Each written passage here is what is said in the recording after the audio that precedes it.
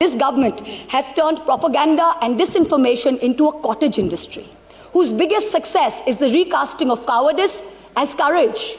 They have firmly established this government's motto of brutality over morality. The sacred cow that was the judiciary is no longer sacred. It stopped being sacred the day a sitting Chief Justice of this country was accused of sexual harassment, presided over his own trial, cleared himself, and then proceeded to accept a nomination to the upper house within 3 months of retirement, replete with Z+ security cover.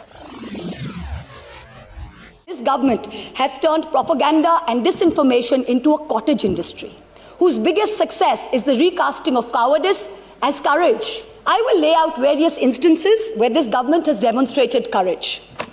The government claims it has shown courage to bring in a law that questions on arbitrary parameters who is or who isn't an Indian.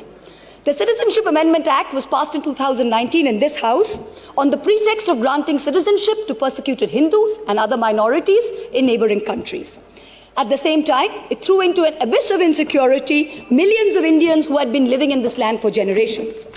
But the rules by which this act will be implemented were not yet prepared by December 2020, according to the Ministry of Home Affairs. The courage to make India, the world's greatest democracy, into a virtual police state, whereby a single dubious complaint, both an eminent member of this House as well as one of India's most veteran journalists, is charged with sedition. The courage to try and take over every state government by hook or by crook, whether you have won the popular mandate or not. Does the ruling party wish that its legacy be that it governed the largest democracy in the world, or that it imposed a one-party rule in India? Ask yourselves. The courage to announce a national lockdown at only 4 hours' notice, causing untold misery, countless deaths, the sight of thousands walking for hundreds of miles with no food or money. This government spent less than 2% on social transfers, in contrast to OECD countries who spent 20%, and 6% which was spent by middle-income countries. The courage, no, the brazen audacity to announce an economic rebound. India was the single worst performer among developing countries in the year 2020.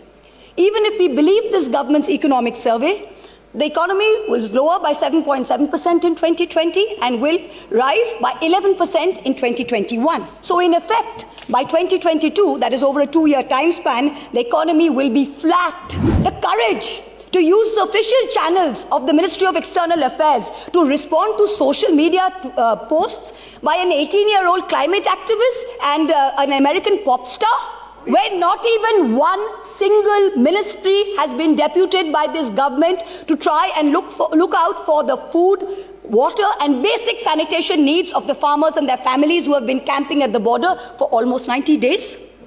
And finally, the courage to bring in 3 farm laws when the opposition, farmers across the country, as well as the government's oldest ally, warned it was unacceptable. These laws were arrived at without consensus, tabled without scrutiny, and rammed down this nation's throat with the brute force of the Treasury benches. They have firmly established this government's motto of brutality over morality. And everyone else in this country has been portrayed as a coward or a terrorist, from the farmers to the students to the old ladies of Shaheen Bagh. You say you have courage. You claim you have done so many things that no other government before you has done. Yes, that is true. In true fascist fashion, you have made every act of pettiness, of vengeance, of hate, of bigotry a part of your narrative of courage. The sacred cow that was the judiciary is no longer sacred. It stopped being sacred the day a sitting Chief Justice of this country was accused of sexual harassment, presided over his own trial, cleared himself, and then proceeded to accept a nomination to the upper house within 3 months of retirement, replete with Z+ security cover. The judiciary stopped being sacred when it chose to squander the greatest opportunity that any bench of the highest court of this land has ever seen to reinforce the founding principles of our democratic republic and to uphold the rights enshrined in Part 3 of our Constitution. One second, please. Premchandra ji. She cannot discuss. 352. The Chief Justice, the conduct of the Chief Justice of India. Let the minister here, without giving the prior notice and approval of your chair. 2.5. A member while speaking shall not reflect upon the conduct of a person in high authority unless the discussion is based on a substantive motion drawn in proper items. Chief justice of India को हम लोग यहाँ discuss कर रहे हैं sir. Let me pass the observation of the chair. We will go through the proceedings. If anything, it is affecting the higher authority and anything which is unparliamentary, definitely it will be looked into and it will be corrected. Please try to avoid such observations. A very large section of the Indian media has plummeted to new depths, both in terms of lack of factual reporting as well as the total absence of journalistic ethics.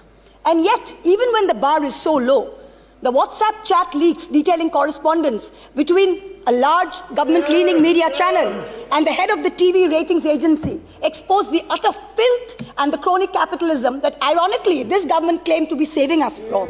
You keep taunting the Congress about the emergency, but India today is in a state of undeclared emergency.